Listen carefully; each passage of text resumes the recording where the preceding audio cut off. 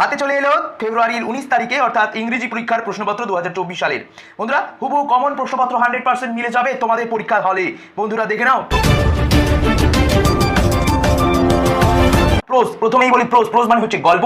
এবং বলে দিই তোমাদের গদ্য থেকে 4টি প্রশ্ন দেওয়া হবে, তোমাদের 2টি করতে হবে। তো তোমাদের গদ্যের মধ্যে কোন কোন গদ্যগুলো থেকে কোন কোন প্রশ্ন আসবে বলে দেবো। প্রথমেই বলি স্ট্রং রুটস। এই স্ট্রং রুটস থেকে প্রথমেই বলি যে টোটাল 4টি প্রশ্ন এই বছর ইম্পর্টেন্ট রয়েছে, এবং এই 4টি প্রশ্নের মধ্যে প্রথম প্রশ্ন হচ্ছে I would say mine was very secure childhood, whose childhood is refer to here, how was his life secure, what role did the speaker's parents to secure his life.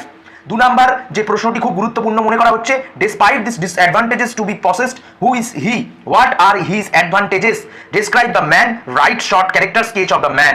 Okay. 3 number প্রশ্ন, why do not say help and advice, who says he this and to whom, কে কাকে বলেছিল, what is refer to by what this, মানে এই ওয়ার্ডের মানেটা কি, why do the people come to the person spoken to, ঠিক আছে, কেন মানুষ এসে বলে। 4 নম্বর প্রশ্ন, our locality was predominantly Muslim, who is the speaker, কে বলেছিল এটা, how does the speaker describe his locality, কিভাবে সে তার লোকালিটি ব্যাখ্যা করেছিল, what picture of communal harmony do you find in his description, এই কি প্রতিচ্ছবি উঠে সমাজের এই লাইনটির মধ্য দিয়ে লেখো। এরপর পরের গল্প হচ্ছে thank you ma'am. Thank you ma'am থেকে 2টি প্রশ্ন খুব গুরুত্বপূর্ণ এবছর, সেই 2টি প্রশ্ন একদম দিয়ে দিলাম, স্ক্রিনের উপরে দেখতে পাচ্ছ। And he did not want to be mistrusted now, who is refer to as he, সে বলতে কাকে বোঝানো হয়েছে, হুজ ট্রাস্ট, কার বিশ্বাসকে জিততে চাইছে এখানে, why did he want to be trusted and how, কিভাবে সে তার বিশ্বাস জোগাতে পারবে এবং কি করে।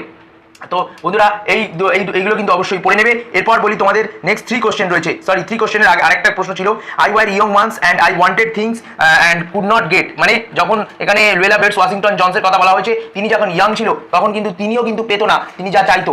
তো এই প্রশ্ন এবং এই লাইনটা তুলে দিয়ে বলবে হু সেড দিস, কে এই কথাটা বলেছে, এবং তার সাথে সাথে বলবে হুম অ্যান্ড ওয়েন, কখন কাকে বলেছে। এই প্রশ্নটা কিন্তু তোমাদের এবছর আসবে। এবার বলি বন্ধুরা 3 কোশ্চেন থেকে এই প্রশ্নটা খুব গুরুত্বপূর্ণ। 3 কোশ্চেন হচ্ছে পরের গল্প, here come someone running, who said this to whom, why did he come running, how was he wounded, describe his conditions। বন্ধুরা 2 নম্বর প্রশ্ন, you have already been answered, who said this and whom, কে কাকে বলেছিল, how had been the person spoken to be answered। অতএব এই প্রশ্নটা কিন্তু পড়তে ভুলো না। লাস্ট প্রশ্ন, forgive me, ভুলে যাও আমাকে, who said this to whom, কে কাকে বলেছিল, why did he ask forgiveness of the Tsar, ঠিক আছে, হাউ ওয়াজ দ্য ফরগিভেন, কীভাবে সে ভুলে গিয়েছিল, what did the sir do when he gained him as a friend, what was the commitment given by the person spoken to. Mahadev জয় শিব শম্ভু। বন্ধুরা প্রশ্নপত্র পেয়ে গেলাম 2024 সালের উচ্চ মাধ্যমিকের। আগের ভিডিওতে আমরা প্রোজ অর্থাৎ গল্প থেকে প্রশ্নগুলো দিয়ে দিয়েছিলাম যে কী পরীক্ষায় আসবে। এই ভিডিও থেকে আমরা কবিতা থেকে বলবো, কবিতা থেকে কী প্রশ্ন আসবে, পোয়েম। কবিতা থেকেও তোমাদের 2টো প্রশ্ন করতে হবে, 4টে দেওয়া থাকবে।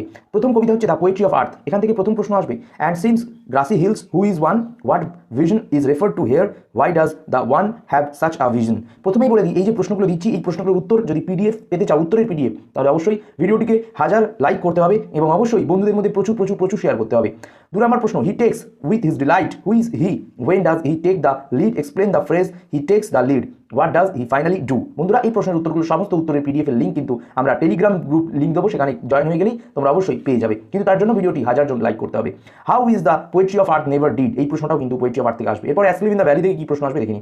আ soldier very young lies open mouth, what is the source of the line, who is the soldier, how is he sleeping, how is the place where he sleeps, describe the valley. বন্ধুরা দ্বিতীয় প্রশ্ন এই কবিতা থেকেই, they feel the hollow full of light, what is the hollow referred to there, who is lying on the hollow, how is lying there, how does the hollow look, describe the place where he is lying, express the anti-war attitude of the poem, অথবা এইভাবে আসতে পারে or দিয়ে আসতে পারে, how is the futility of war is presented in this poem, asleep in the valley। 4 নম্বর প্রশ্ন, in this side there are 2 red holes, who has 2 red holes in this side, what does the expressions in his side mean, what caused 2 red holes, what do they signify।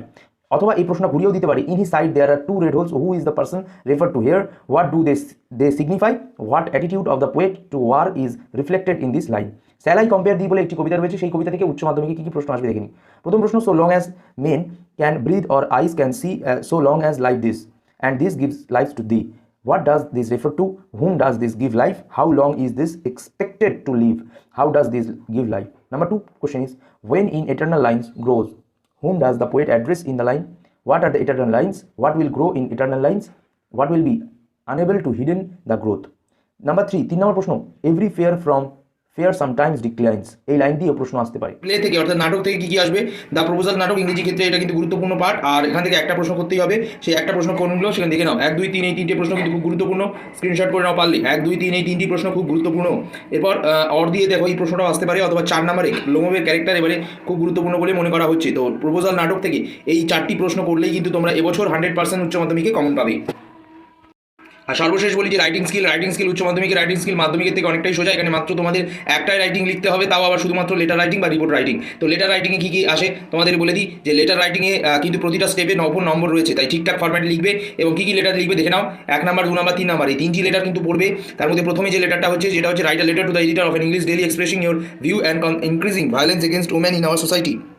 এটা 2 number, write a letter to the editor of an English daily expressing your concern about price rise of daily uses. Number 3 is write a letter to the editor of an English daily about sound pollution in your locality. ঠিক আছে।